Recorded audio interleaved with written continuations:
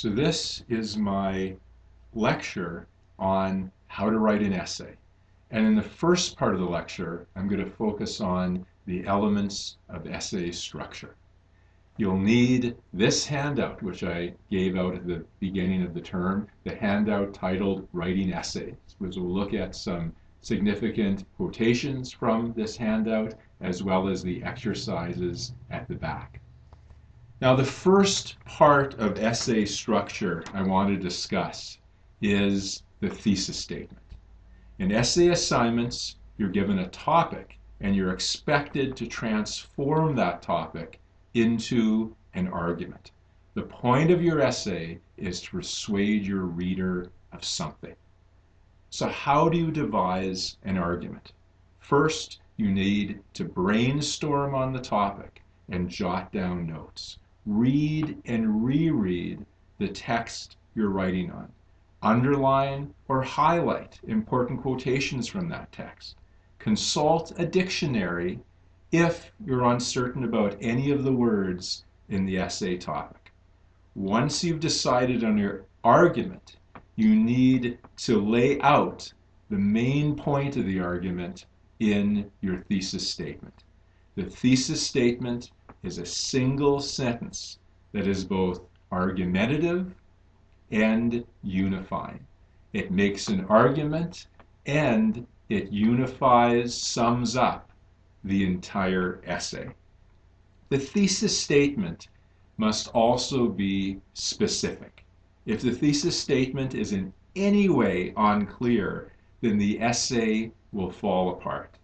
And the thesis statement must be workable. Always keep in mind the length of the paper. A 5-page essay on Shakespeare's Hamlet is going to have a more limited argument than a 25-page essay on the play. So with that in mind, let's turn to the Writing Essays handout. I'm looking at page 2 under thesis statement. And this comes from the text from which I learned the art of essay writing, Sheridan Baker's The Practical Stylist. It's now $85 to buy at the store, so I thought I'd simply quote the best parts of that book for you and include it in this handout. So under the subheading thesis statement on page 2 of the Writing Essays handout, let's go to paragraph number 2, which begins, "The thesis is your essay's life." So read along with me. The thesis is your essay's life and spirit. If it is sufficiently firm, it may tell you immediately how to organize your supporting material. But if you do not find a thesis, your essay will be a tour through the miscellaneous, replete with scaffolds and catwalks. We have just seen this, now let us turn to this. An essay with no vital idea. A purely expository essay, expository means explanatory, an essay that simply explains things, like a piece in an encyclopedia. A purely expository essay, one simply on cats, for instance, will have to rely on outer scaffolding alone, some orderly progression from Persia to Siam, because it really has no idea at all. It is all subject, all cats, instead of being based on an idea about cats. Continuing to the next paragraph. The aboutness puts an argumentative edge on the subject. When you have something to say about cats, you have found your underlying idea. You have something to defend, something to fight about, not just cats, but the cat is really our best friend. Now the hackles of all dog people are rising, and you have an argument on your hands. You have something to prove. You have a thesis. To find a thesis, he continues in the next paragraph, and to put it into one sentence is to narrow and define your subject to workable size. Under cats, you must deal with all felinity from the jungle up, carefully partitioning the eons and areas, the taggers and the tabbies. But proclaim the cat the friend of humanity, and you will have pared away whole categories and chapters and need only to think up the arguments sufficient to overwhelm the opposition. So put an argumentative edge on your subject, and you will have found your thesis.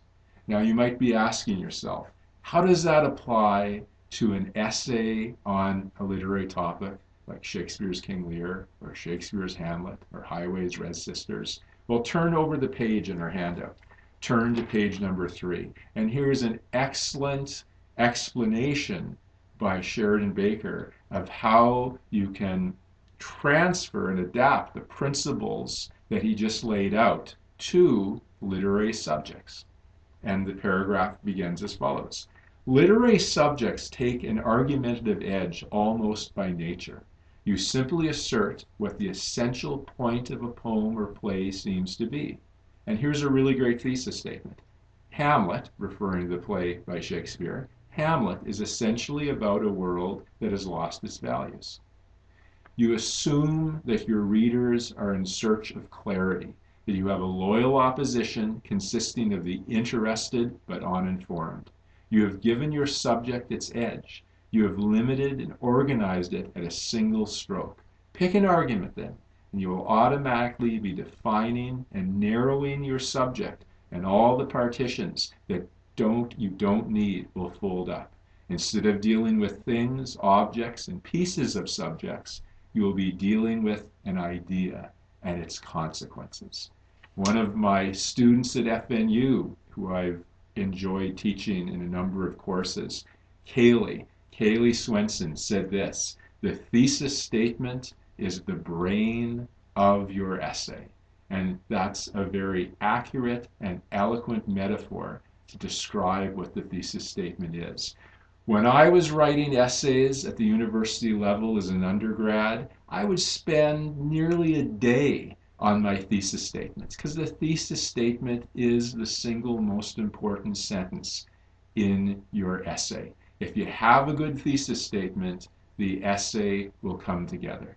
Well, let's turn to page 11 of the handout. And on page 11, I have some exercises. And in the first set of exercises, exercise A, I present 4 different sentences that could be used as thesis statements, and I'm asking the question, which is the most effective thesis statement and why? Well, let's go to sentence number 1. The Harry Potter series, all these potential thesis statements are about Harry Potter. The Harry Potter series tells the story of a brave young wizard in training who was orphaned at birth. Is that a good thesis statement? No, it isn't, because there's no argument, right? There's nothing to prove. There's nothing to persuade your reader of. There's no fundamental idea. It's just a sentence summing up what Harry Potter is about. Well, let's turn to sentence number 2, see if it's any better. The Harry Potter series is unique in many ways. Okay, a little bit better, but it still wouldn't work. It wouldn't work because it's not specific enough. Harry Potter is unique in many ways. How do you prove that in 5 pages? What do you mean by unique? You need to be specific. Well, let's turn to sentence number 3. When J.K. Rowling wrote Harry Potter, she was influenced by Shakespeare, by the Bible, by classical myth, by children's writer Roald Dahl, and by the Monty Python comedy troupe. Okay, well, that potential thesis statement has an argument, it has something to prove, and it's also very specific. She wasn't influenced by these undefined literary writers. No, she was specifically influenced by the 4 books writers listed. So it's argumentative and it's also specific, but it's not workable, right? In a 5-page essay, even in a 20-page essay, how do you prove that thesis? You'd need a book to do so, right? It is a thesis more suitable for a 100 or 200 page book than it is for a university level essay. So let's turn to the final sentence, and I hope you like this one because it took a great effort to write it. And here it is, number 4. J.K. Rowling's depiction of the Ministry of Magic is her way of criticizing modern British society. Right? So, and those of you who know Harry Potter, no doubt, are familiar with the Ministry of Magic. Dolores Uxbridge runs it, and it's this bureaucratic organization that causes so much trouble to the heroes, causes more problems than it does good in the wizarding world.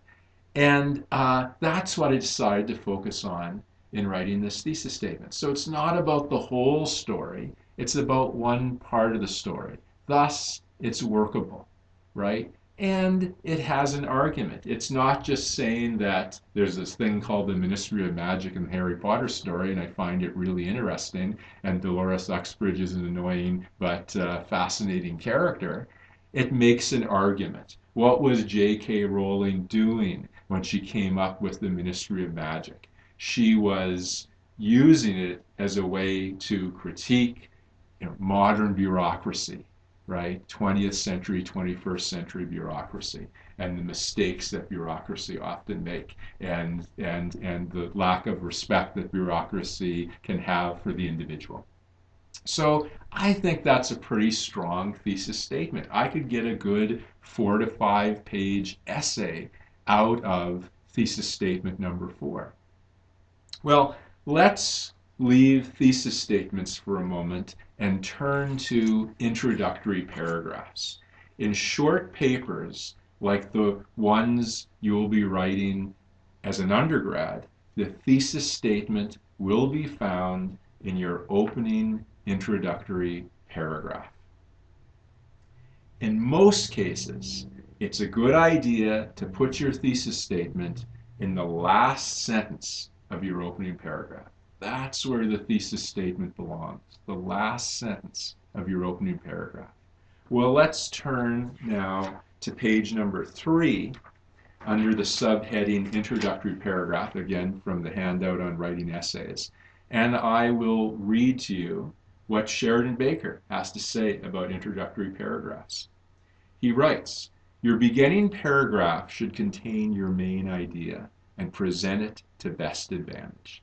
Its topic sentence is also the thesis sentence of your entire essay.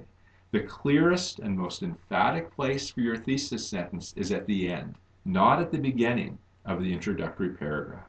If you put your thesis sentence first, you may have to repeat some version of it as you bring your beginning paragraph to a close. If you put your thesis sentence in the middle, readers will very likely take something else as your main point, probably whatever your last sentence contains." This is very important. The inevitable psychology of interest as you move your readers through your first paragraph and into your essay urges you to put your thesis last, in the last sentence of your beginning paragraph. Think, he continues, of your beginning paragraph then, not as the middle paragraph's frame to be filled out, but as a funnel. Start wide and end narrow. And you'll notice this little illustration on page 3 of the handout. Opening invitation, that's the top of the funnel. The bottom of the funnel is the thesis statement. A handy way to find an opening sentence that is to your introductory paragraph, is to take one word from your thesis and make a sentence out of it. And I'd even suggest something simpler, which is this.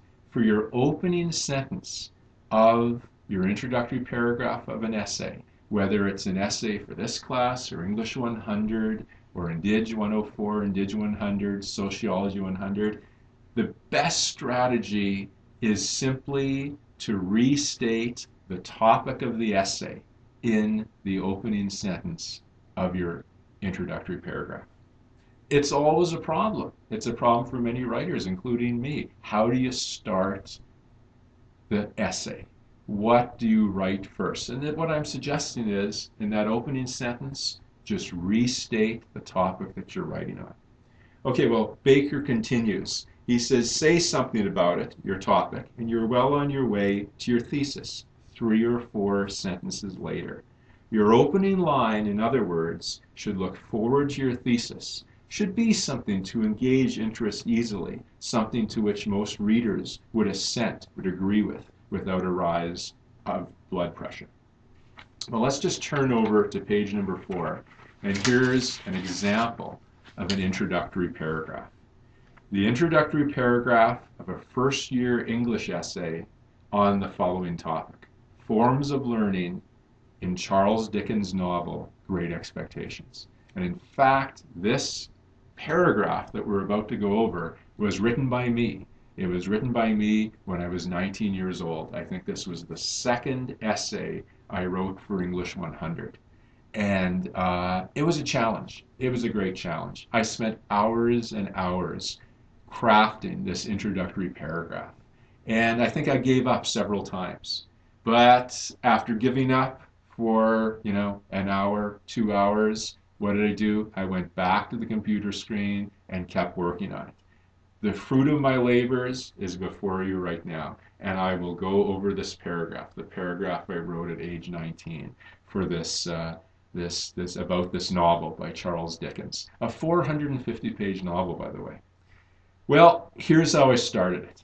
I was just struggling with the opening. How do you start the essay? How am I going to finish the essay if I can't even start it? Well, this was my opening sentence. Throughout an individual's life, learning takes many forms. So you see, I've just taken that topic, forms of learning, and I've made it into a sentence. From there, I wrote, at times, these forms of learning possess varying, often counterproductive values. Indeed, while knowledge can enrich and improve, it can also confuse and impede. So there's the first 3 sentences of the introductory paragraph. And notice I still haven't mentioned Great Expectations. I haven't mentioned its author, Charles Dickens. But I have gone into the subject matter, the ideas that I'm going to be focused on, forms of learning, and the effects that different forms of learning have on us. I've invited the reader into my discussion by starting broadly. Now, as I move to the end of my introductory paragraph, I get more specific. Here we go. Charles Dickens, in his novel Great Expectations, explores the profound, sometimes bitter acquisition of knowledge throughout a lifetime. Good sentence, and if I would have ended my first paragraph there, I'd have a pretty good introductory paragraph. But I wouldn't have as focused a thesis statement as is needed in a university level paragraph, university level essay, I should say, of this length. So here's what I came up for a thesis statement. Over the course of Pip's growth, Pip is the main character of Great Expectations. Philip Perrip. Ethan Hawke played him in the movie adaptation with Gwyneth Paltrow as Stella. Well, over the course of Pip's growth from child to adult, learning has the contradictory result of corrupting and ultimately redeeming him. So there it is. There is my argument laid out in the thesis statement of my essay, the final sentence of the introductory paragraph. And this is not the greatest introductory paragraph ever written, but it does demonstrate the elements that I'm looking for, starting broad and ending narrow, the funnel approach. So let's then turn to page 11 once again and look at some of these exercises. I have an exercise, exercise B, on how to fix an introductory paragraph. I'll read that introductory paragraph to you right now. So this again, page number 11. William Shakespeare wrote the tragedy of Hamlet in 1600. Not a bad beginning. It tells us that this is going to be an essay about Hamlet. The play, a story of multiple acts of revenge in the Danish royal court, was an immediate success at the box office. Some of the original playgoers considered Prince Hamlet a heroic figure because he is witty, brave, and thoughtful. Other playgoers felt that the play has no hero because all the characters, including Prince Hamlet, commit violent deeds. It is a fascinating play. Well, I think most of you see already the major weakness with this introductory paragraph is its thesis statement. It is a fascinating play. How is that an argument? How does that have any specificity, or how is it in any way workable? It fails on all those levels. But I believe this introductory paragraph can be saved. It can be saved if we use one of the earlier sentences as the thesis statement. And we have our choice. Our argument could be that Prince Hamlet is a heroic figure because he is witty, brave, and thoughtful. And we wouldn't want to say some of the original playgoers. Forget about that. This is your view of the play. You are being assertive in that opening paragraph when you're laying out your thesis statement. So we could use Prince Hamlet as the hero as our thesis statement. We could also make the counter argument that the play has no hero because all the characters, including Prince Hamlet, commit violent deeds. So there are two possibilities for quite workable thesis statements in this paragraph as we have it on page number 11. But it's going to require revision. It would require making a decision. Is Hamlet the hero or is there no hero? That's the one or the other will be the argument of the essay that follows this introductory paragraph. Well, then let's turn to letter C, which is an example of an introductory paragraph that uses the funnel approach. So you saw an example of my writing when I was 19 years old and starting university. Here in example number C, letter C, I should say, an example of my writing, I think when I was 32 or 33. I was writing an article for an Ontario magazine, and Now magazine. The subject of that issue was pop culture. And so the editor asked me, do you want to submit an essay, an article on popular culture? And I jumped at the opportunity. Great to be published, also great to be paid. And so I began to think, what aspect of popular culture could I talk about? I know I'm the guy that teaches Shakespeare. I can combine Shakespeare and popular culture. And I had my topic, how the works of Shakespeare are examples of popular culture.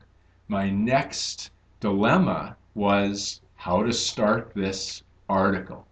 What will my introductory paragraph say? How will my introductory paragraph set up the rest of my article essay? This is the approach I took. I started with a question. I knew this was going to be an essay, obviously, about popular culture, and there might be some readers who weren't quite certain what the term popular culture actually means. And so I started with the question, what makes a work of art an example of popular culture? And I did some research, read some books, drew upon my own experience of enjoying and thinking about popular culture, and I came up with these 3 defining characteristics of popular culture, which I then lay out in this introduction. First, and most basically, popular culture, is familiar to and enjoyed by large numbers of people from most, if not all, segments of society. Secondly, as Greil Marcus has noted, Greil Marcus is a great writer on rock and roll. He was one of the founding writers of Rolling Stone magazine. And he said this, popular culture, is made in the tradition, the operating premise of which is to generate as much profit as possible, as fast as possible. Third, at least at some point in its history, it is, at least at some point in its history, distinguished by critics and commentators from elite or high art. That separation between, on the one hand, popular art and on the other hand, high art, elite art. So there we go. In 3 sentences, I've laid out the defining qualities of popular culture. I've answered the question that begins this paragraph. It's only then that I move to Shakespeare. Based on these criteria, in other words, for these reasons, Shakespeare's plays most certainly qualify as popular culture. Okay, now I've shifted into what this essay, this article, is essentially going to be about. Shakespeare and popular culture. But I'm not done, because I haven't clearly defined my argument as I could have, right? And I need one more sentence, and here it is. It took me many hours to come up with a sentence, but I'm glad I put the hours in. My thesis statement. Indeed, Shakespeare's efforts to appeal to a mass audience led directly to his development of many of the storytelling and characterological strategies. Characterological simply means characterization, how he presents the characters. It led to his development of many of the storytelling and characterological strategies that make his plays so unforgettable. And there, I have my thesis statement. And when I had finished writing that sentence, I realized I'm going to be able to finish this article. Because in well-written thesis statements, you will find, in a sense, the structure of the entire essay. Just going back to this thesis statement.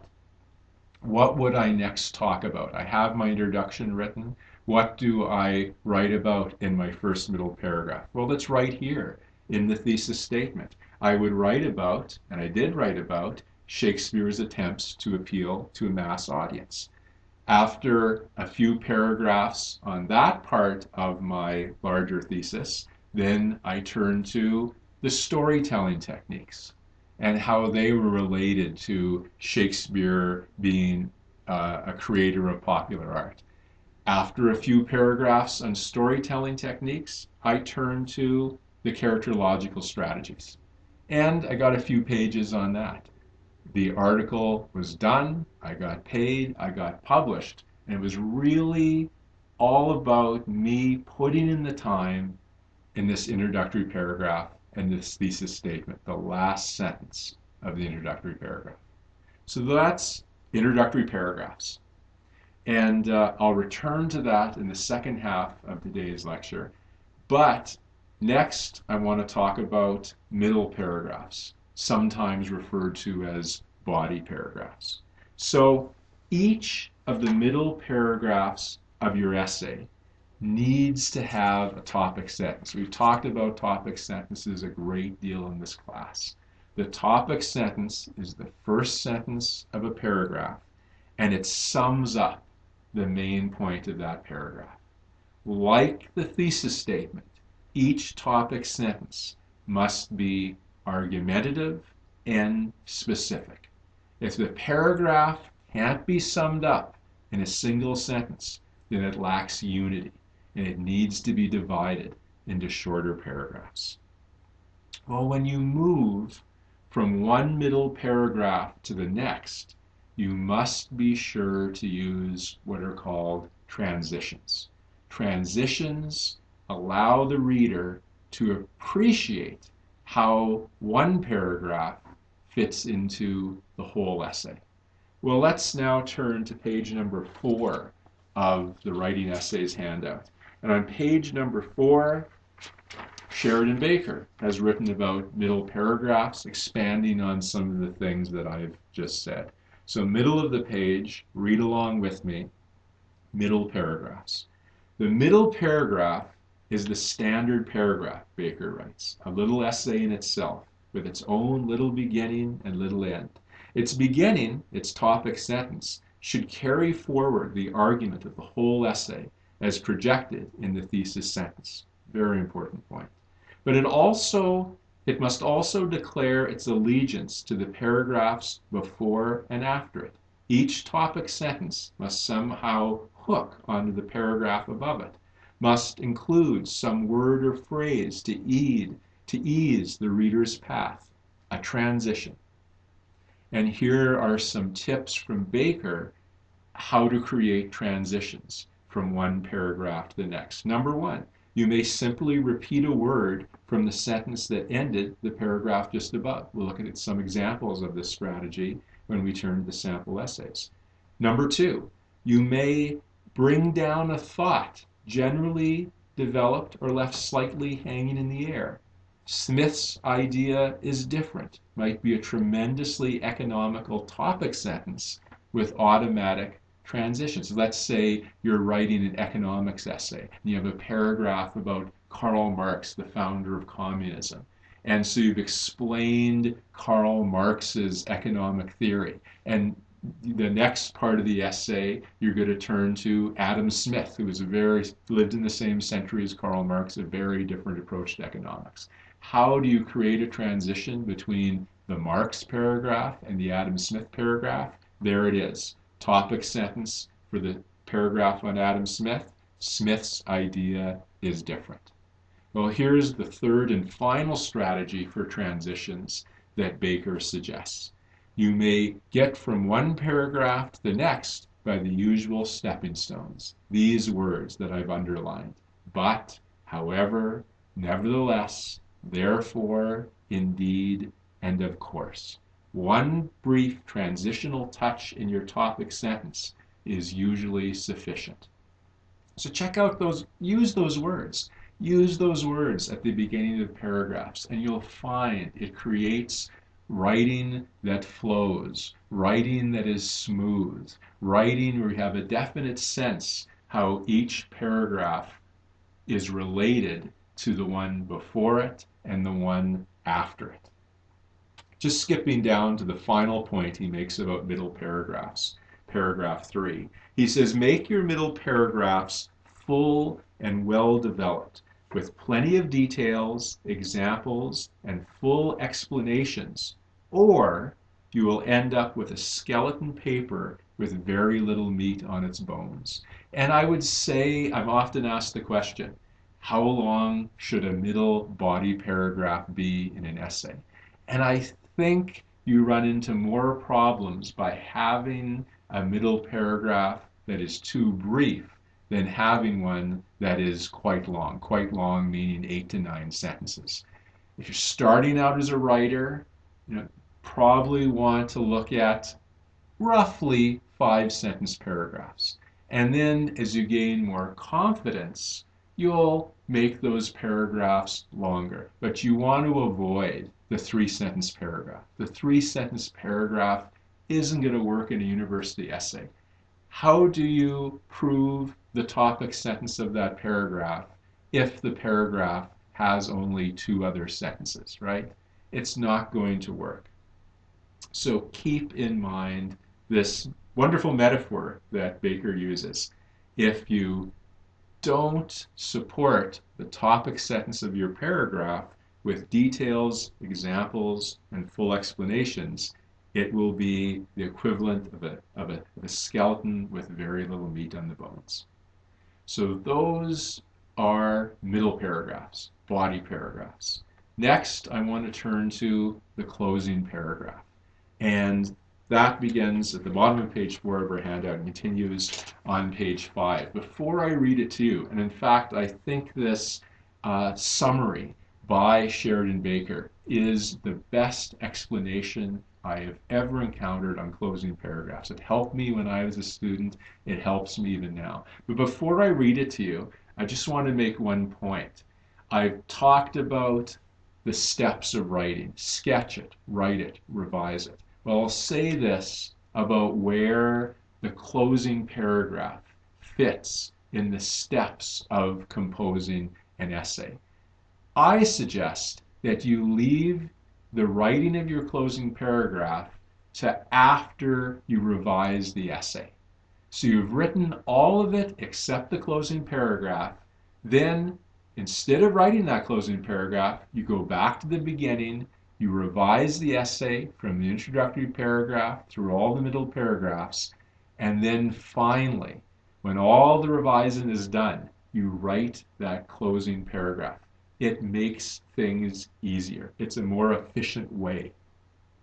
It's a more efficient way to get that closing paragraph done and ensure that that closing paragraph says the things it needs to say. Well, let me read to you what Baker has to say about closing paragraphs. And again, it's the best explanation of closing paragraphs I've ever read. If the beginning paragraph is a funnel, the end paragraph is a funnel upside down. The thought starts moderately narrow. It is more or less the thesis you have had all the time, and then pours out broader and broader implications, turning over the page, and finer emphases. The end paragraph reiterates, summarizes, and emphasizes. The usual final paragraph conveys a sense of assurance and repose, of business completed. Its topic sentence is usually some version of the original thesis sentence because the end paragraph is the exact structural opposite and complement of the beginning one. Its transitional word or phrase is often one of finality or summary. Here are the words. I've underlined them. Then, finally, thus, and so. Ideal words with which to start your closing paragraphs. The paragraph would then proceed to expand and elaborate the revived thesis. One rule of thumb: the longer the paper, the more specific the summary of the points you've made. A shorter paper will need no specific summary of your points at all. The renewed thesis and its widening of implications are sufficient. So I think the key sentence there is near the top of page 5, right? And this idea that the end paragraph reiterates, summarizes, and emphasizes. That's what the end paragraph, the closing paragraph, does. His point about when you need and when you don't need to summarize your points. In a 4-page, 5-page essay like the one we're doing in reading and writing, like the ones you'll eventually do in English 100, yes, you need to summarize your main points in the closing paragraph. In an exam essay, one that you're writing in an in-class exam, you probably don't need to summarize your points. It's enough to restate your thesis, not in the exact words that you used in your introductory paragraph. A restatement of your thesis using different words. You want to avoid unnecessary repetition. It hurts your style to continually repeat the same sentences. So, closing paragraphs. Well, the next aspect of the essay that I want to discuss is the essay title. So let's turn over to page number 6 in the handout. And I have this little bit under essay titles. Only 2 sentences, 3 sentences, but they're very important. The title of the essay should tell the reader what the subject is and interest him or her in what the essay has to say about that subject. Okay? And as I continue, essay topic number 1 will not suffice. So promise me, when you submit your King Lear essays in a week or so, do not title your essay topic number 1, essay topic number 5. Come up with an essay title, a real title, a title that tells your reader what you're writing about, a title that will hopefully interest your reader in what you have to say about your topic. Another key point, do not underline your title or put it in quotation marks. Now, if you make reference to the play King Lear in your title, in your essay title, you are mentioning the title of a play, then you underline King Lear. But the essay title itself is not underlined. Essay titles. Well, the last part of essay structure that I want to discuss are quotations. Okay? The best illustration of a point in a literary essay, an essay about a work of literature, is a quotation. Quotations give your arguments precision. And in general, in literary essays, you should quote a great deal. I'm often asked, well, how many quotations per paragraph? I'll talk about that more in the second half of this lecture. But I'll say for now that I would say you should be more worried about quoting too little than quoting too much. Okay? Because quotations are the evidence. They are the examples that allow you to prove your thesis, to prove your argument. Now, when you quote, this is so important. When you quote, you must remember to contextualize, to integrate, and to interpret. There's three key words: contextualize, integrate, and interpret. And I elaborate on what that means on page 9 of our handout. So please turn to page 9 right now. And under the subheading in our handout of introducing quotations, I have written the following, and I will read it to you now. Please read along with me. Closely examine the primary text. So you're writing the King Lear essay, your primary text is King Lear. Closely examine the primary text and choose the passage that most clearly illustrates the particular point you are making. Do not quote too much or too little. Before you present the quotation, you must contextualize it. And what do I mean by that? For example, if you're quoting from a play by Shakespeare, identify the speaker and the dramatic situation.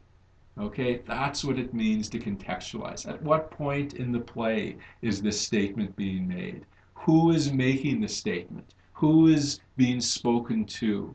You need to explain that before you present your quotation. Well, I continue.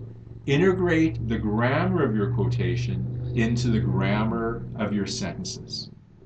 Introduce quotations with the correct mark of punctuation.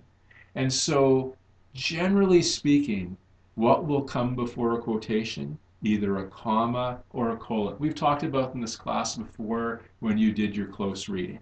So, reviewing those rules again. Use a comma for grammatically incomplete introductions. Example, inspired by the example of Fortinbras, Hamlet resolves, comma, and here's my quotation.